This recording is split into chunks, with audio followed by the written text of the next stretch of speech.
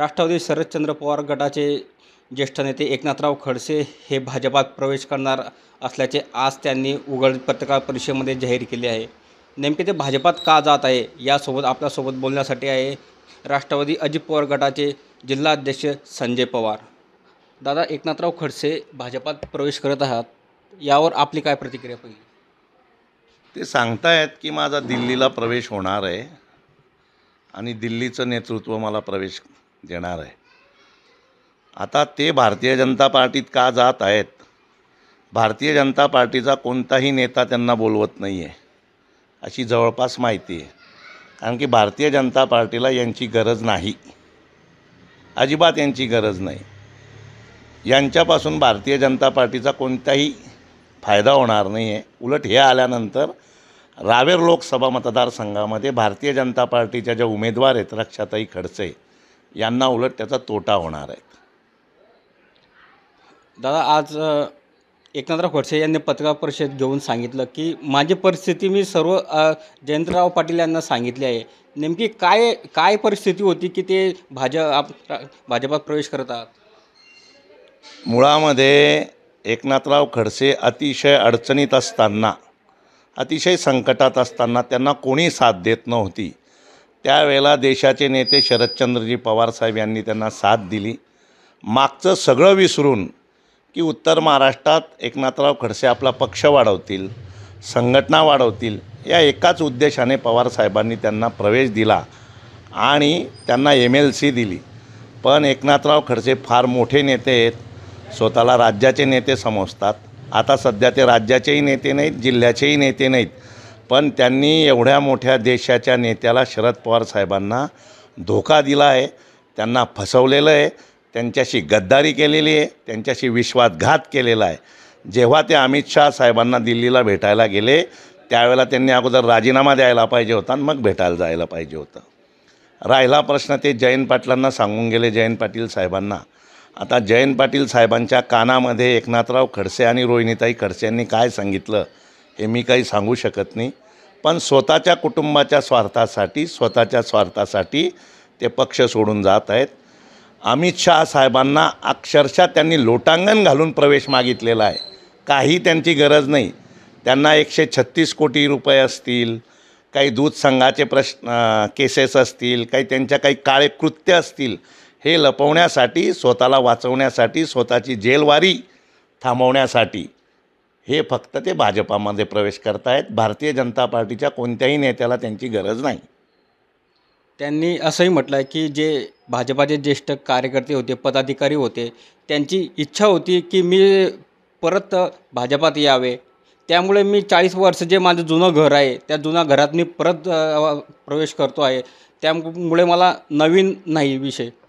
हो, त्यांच्यापेक्षा ज्युनियर कार्यकर्ते स्मिताताई वाघ यांचं जेव्हा तिकीट कापलं गेलं, त्या प्रचार करत होत्या, तिकीट कापलं गेलं. स्वर्गीय उदय बापू यांचं निधन झालं तरी त्यांनी पक्ष सोडला नाही. स्वर्गीय हरिभाऊ जावरे यांची उमेदवारी कापली गेली तरी त्यांनी पक्ष सोडला नाही. अमोल जावळेंनी पक्ष सोडला नाही. यांना 35 वर्ष भारतीय जनता पार्टीने सगळं काही दिलं. यांच्या कुटुंबाला दिलं, यांच्या सुनेला दिलं, यांच्या मुलीला दिलं, मंदा काकूला दिलं, यांना दिलं, भरभरून यांना भारतीय जनता पार्टीने दिलं. आणि का घर सोडलं?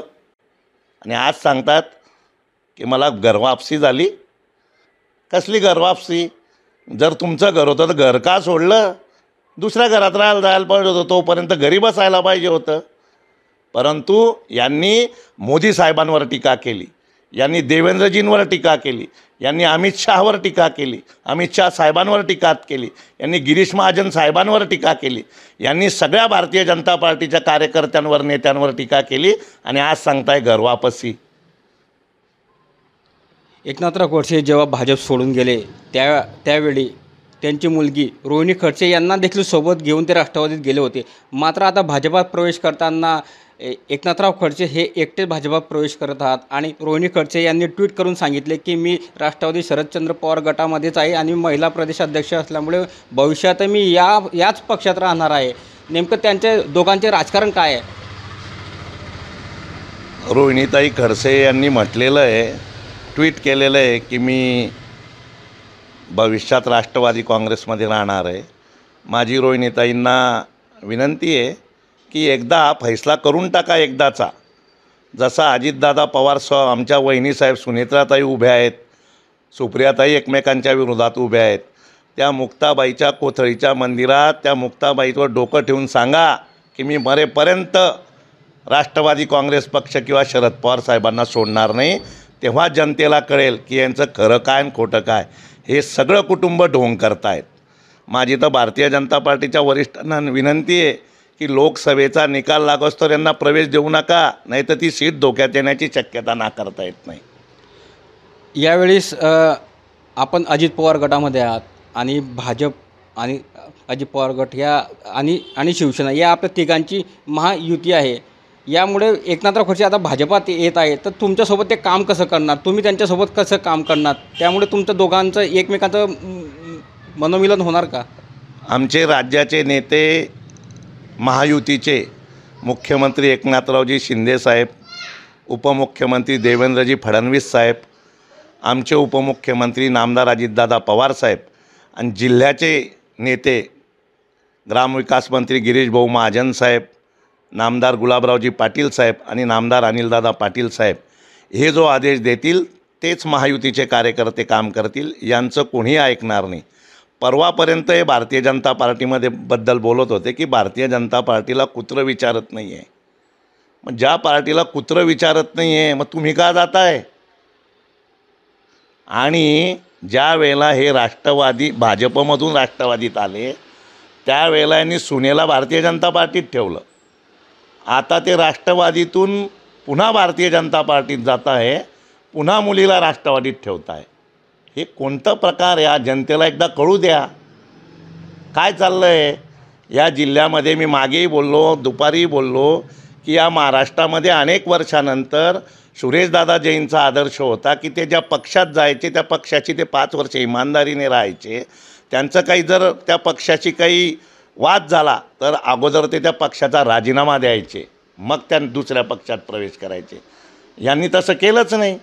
यांना सगळं दोघं हातात प्रसाद पाहिजे. मी मागे बोललो, घरात खासदार पाहिजे, हे MLC पाहिजे, पुन्हा मुलगी राष्ट्रवादीकडून आमदार पाहिजे, सगळं यांना पाहिजे. यांनी राष्ट्रवादीमध्ये येऊन गडबाजी केली. यांनी डॉक्टर सतीश अण्णांना त्रास दिला, त्यांचा ग्रुप केला. यांनी गुलाबराव देवकर आप्पासाहेबांना त्रास दिला. या अजून रवींद्र भैयांना त्रास देत आहे. आमच्यासारखे मला पक्षातून काढण्याचा प्रयत्न केला. मला सांगितलं दरवाजे बंद. यांचे दरवाजे हे काय माझे दरवाजे बंद करतील? हे गद्दार आहेत, धोकेबाज आहेत. नक्कीच हे होते आपल्यासोबत संजय पवार यांनी सांगितलं की एकनाथराव खडसे हे धोकेबाज आहे. यांना भाजप पक्ष घेत नाही आहे, मात्र हे अमित शहाच्या पायावरती लोटांगण घालून हे जबरदस्ती भाजपात प्रवेश करत आहात. हे त्यांच्या स्वार्थापोटी हे भाजपात प्रवेश करत आहात. हे रोहिणी खडसे, एकनाथराव खडसे आणि रक्षाताई खडसे यांच्या घरामध्ये काय आहे यांनी एकदा मुक्ताईच्या चरणी डोकं ठेवून यांनी जनतेला सांगावं की आमचं राजकारण काय आहे. Nilesh Patil, Maharashtra times online, Jalgaon.